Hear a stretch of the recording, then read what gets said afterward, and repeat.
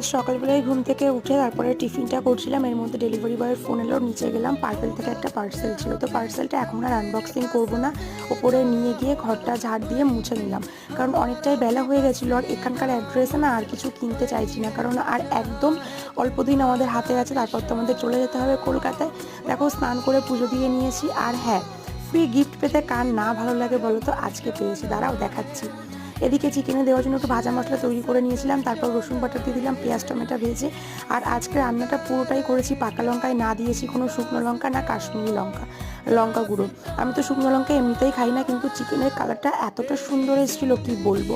তো রান্না করতে করতে ওদিকে আমি গিফট মানে যেই অর্ডারটা করেছিলাম, ওই যে কথা আছে না, তরসয় না, খুলে নিয়েছিলাম। এই দেখো চিকেনটার কালারটা কি সুন্দর হয়েছিল। অর্ডার করেছিলাম একটা নিউট্রিজেনাস সানস্ক্রিন আর একটা 3-in-1 এমএভিএর ব্লাশার, হাইলাইটার, একটা কন্ট্রোলিং, আর তার সাথে ফ্রি পেয়েছিলাম এই গুড ভাইবসের এই সিরামটা। চলো দেখা হবে নেক্সট পার্টে। টাটা।